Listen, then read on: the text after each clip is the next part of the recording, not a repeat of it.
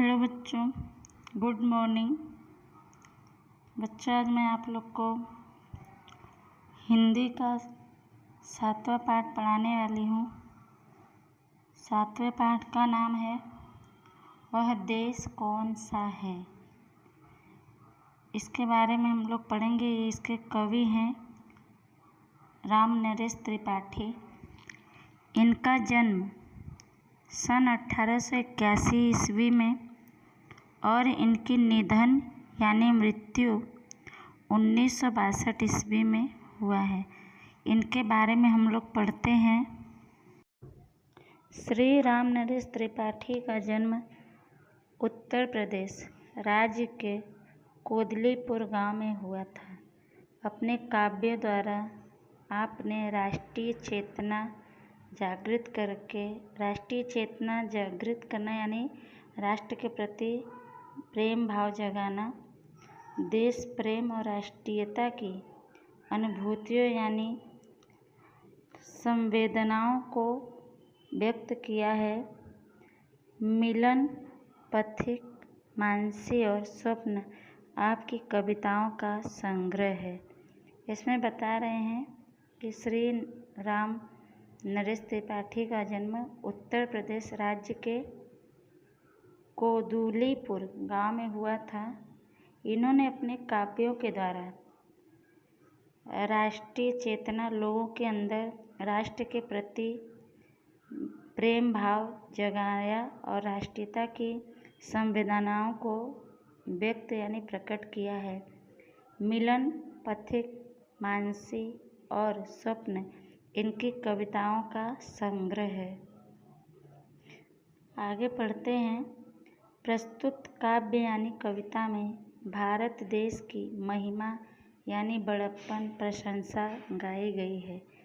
कवि ने अपने देश को अनूठा यानी अनोखा दर्शाते हुए यानी बताते हुए, दिखाते हुए उनकी भौगोलिक यानी भूगोल संबंधी स्थिति यानी दशा एवं सांस्कृतिक विरासत का गान किया है यानी उसके विषय में गाया है।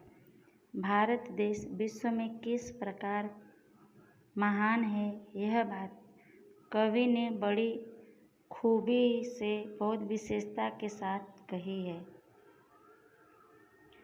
इसमें बता रहे हैं कि ये जो कविता लिखा गया है, इस कविता में भारत की महिमा यानी प्रशंसा बड़ाई के बारे में बताया गया, उनका गुणगान किया गया है भारत देश का। कवि ने अपने देश को अनोखा बताते हुए उसके भौगोलिक यानी भूगोल संबंधित स्थिति यानी दशा और सांस्कृतिक विरासत का गुणगान किया है। भारत देश विश्व में किस तरह महान है, बड़ा है, यह बात कवि ने बड़ी खूबी यानी बहुत खासियत विशेषता के साथ कही है। चलिए हम लोग कविता पढ़ते हैं। कविता के द्वारा जानते हैं अपने देश की जो बड़ाई किए हैं कवि, उनमें क्या क्या विशेषता है, किन किन विशेषताओं का इसमें उल्लेख किया गया है, किस कारण से हमारा देश महान है, इसके बारे में हम लोग पढ़ते हैं। मन मोहिनी प्रकृति की गोद में जो बसा है, सुख स्वर्ग सा जहाँ है वह देश कौन सा है। मन मोहिनी यानी मन को मोहने वाला, प्रकृति की गोद में बसा यानी निवास करता है, रहता है, जहाँ सुख स्वर्ग जैसा है वह देश कौन सा है। जिसका चरण निरंतर रत्ने से धो रहा है, जिसका मुकुट हिमालय वह देश कौन सा है। चरण यानी पैर, निरंतर यानी लगातार, रत्नेश यानी समुद्र, मुकुट यानी ताज सिरमौर। कवि रामनरेश त्रिपाठी द्वारा रचित वह देश कौन सा है नामक कविता में कहा गया है कि मनमोहक प्राकृतिक सुंदरता तथा स्वर्ग के सभी सुख लिए हुए यह भारत देश है, जिसका मुकुट हिमालय है तथा जिसके चरणों को सागर हमेशा धोता रहता है। आगे हम लोग पढ़ते हैं। नदियाँ जहाँ सुधा की धारा बहा रही है, सींचा हुआ सलोना वह देश कौन सा है। जिसके बड़े रसीले फलकंद नाज मेवे सब अंग से सजे हैं वह देश कौन सा है। सुधा यानी अमृत, धारा यानी प्रवाह, सींचा हुआ यानी सिंचाई किया हुआ, सलोना यानी सुंदर, रसीले अर्थात रसदार, सजे यानी सजाया गया लदा हुआ। अर्थात कवि इसके माध्यम से कह रहे हैं कि यहाँ नदियों में अमृत तुल्य, अमृत के समान जल हमेशा सदा प्रवाहित होता रहता है, बहता रहता है। इस अमृत तुल्य अमृत जल के से यहाँ की फसलों तथा फलों की सिंचाई की जाती है।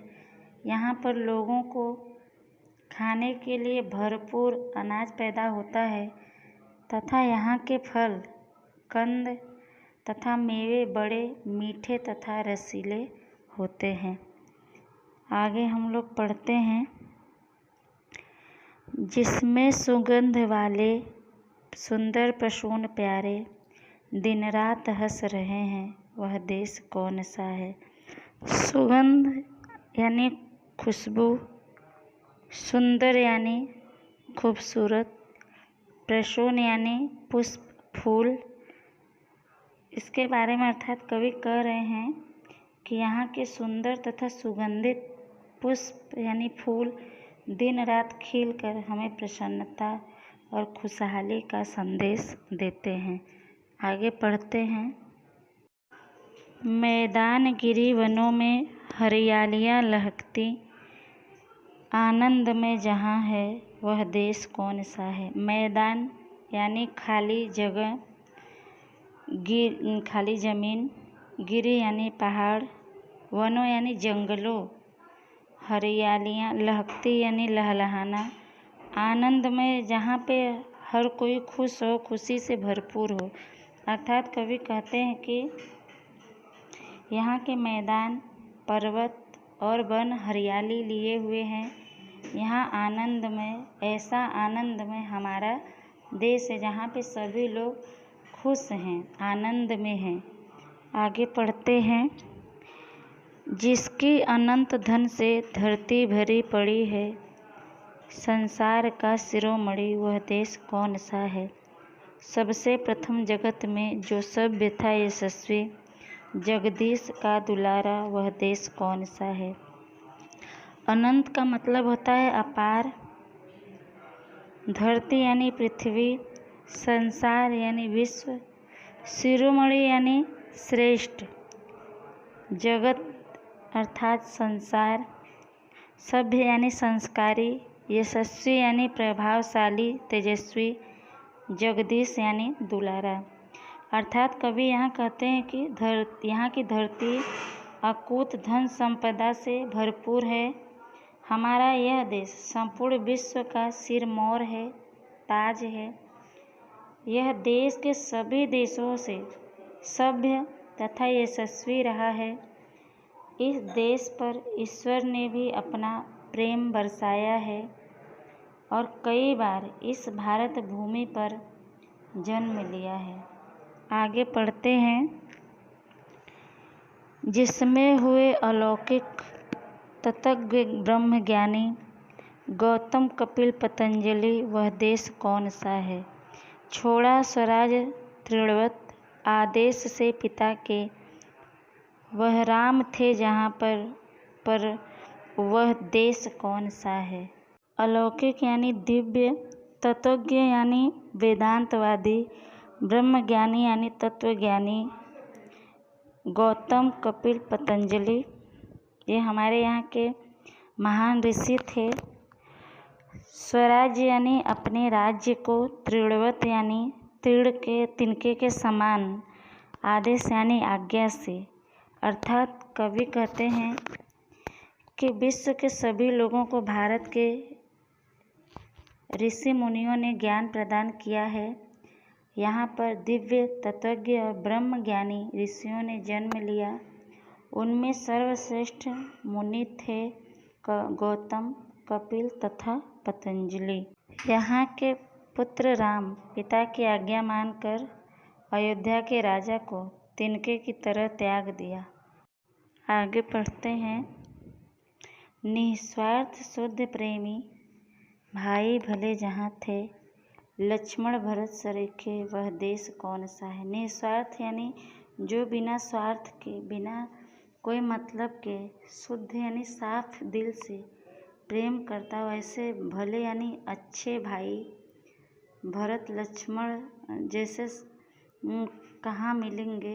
अर्थात कवि कह रहे हैं कि उनके निस्वार्थ और शुद्ध हृदय वाले तथा आपस में प्रेम करने वाले लक्ष्मण और भरत जैसे भाई हुए थे। आगे हम लोग पढ़ते हैं। विद्वान वीर योगी गुरु नीतिकों के श्री कृष्ण थे जहाँ पर वह देश कौन सा है। विद्वान यानी ज्ञानी, वीर यानी बहादुर, योगी यानी सन्यासी, गुरु राजनीतियों के यानी राजनीतियों के जानने वाले विशेषज्ञ। अर्थात कवि कह रहे हैं कि यहाँ पर विद्वान, वीर, योगी तथा श्रेष्ठ राजनीतिज्ञों के गुरु श्री कृष्ण ने जन्म लिया था। आगे हम लोग पढ़ते हैं। विजयी बलि जहाँ के बेजोड़ सूरमा थे, गुरु द्रोण भीम अर्जुन वह देश कौन सा है।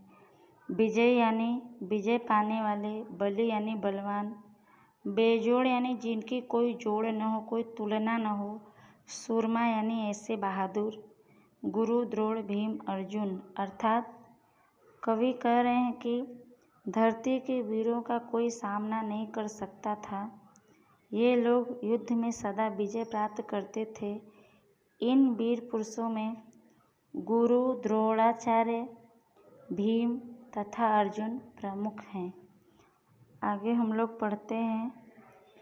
जिसमें दधीचि दानी हरिश्चंद्र कर्ण से थे, सब लोक का हितैषी वह देश कौन सा है।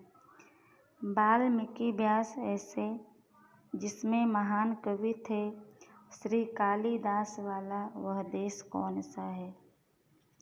दानी यानी दान करने वाला, लोक यानी संसार, हितैषी यानी भलाई चाहने वाला, वाल्मीकि व्यास यानी महान कवि। अर्थात कवि कह रहे हैं कि इस देश में दधीचि, हरिश्चंद्र तथा कर्ण जैसे दानी पैदा हुए हैं। यह पूरे विश्व की भलाई चाहने वाला है। इस देश में वाल्मीकि व्यास तथा कालिदास जैसे महान कवि पैदा हुए थे, अर्थात जन्म लिए थे। आगे हम लोग पढ़ते हैं। निष्पक्ष न्यायकारी जन पढ़े लिखे हैं, वे सब बता सकेंगे वह देश कौन सा है। निष्पक्ष का मतलब होता है जो पक्षपात न करता हो, किसी के पक्ष में न्याय न करता हो। ऐसे न्यायकारी यानी न्याय करने वाले जन यानी लोग। अर्थात कवि कह रहे हैं कि वे शिक्षित लोग जो निष्पक्ष न्याय करने के लिए प्रतिबद्ध हैं, वचनबद्ध हैं, वे ही उपर्युक्त गुणों से संपन्न, सभी गुणों से संपन्न देश के विषय में जानकारी दे सकेंगे, देश की महानता के बारे में सबको बता सकेंगे। अर्थात बच्चों, हमारा देश बहुत ही महान है। हमारे देश के जैसा पूरे विश्व में कोई ऐसा देश नहीं है जहाँ पे लोग अलग अलग धर्म, अलग अलग जाति के लोग रहते हों। अलग अलग धर्म, अलग अलग जाति के लोग होते हुए भी सभी लोग प्रेम से, भाईचारे से रहते हैं। हमारा ही देश है जहाँ पे ऐसे महान लोगों ने जन्म लिया और हमारे भारत की धरती को धन्य किया है। बच्चों, यह पाठ आप लोग अच्छे से 1 से 2 बार वीडियो को ध्यान से सुनिएगा और इसका जो प्रश्न उत्तर दिया जाएगा आप लोग लिखिएगा। और बच्चों, इसके पहले भी जितने प्रश्न आप लोग को उत्तर दिए गए हैं सभी आप लोग, जिसके पास नोट होगा नोट में, जिसके पास स्वाध्याय होगा स्वाध्याय में लिख लेंगे। स्कूल खुलेगा तो आप लोग का चेक होगा। और ये पाठ आपका आज समाप्त हो गया। आगे का पाठ मैं बाद में पढ़ाऊँगी। शब्दार्थ भी आप लोग को दिया गया है, शब्दार्थ भी आप लोग नोट में लिख लीजिएगा। तब तक के लिए धन्यवाद।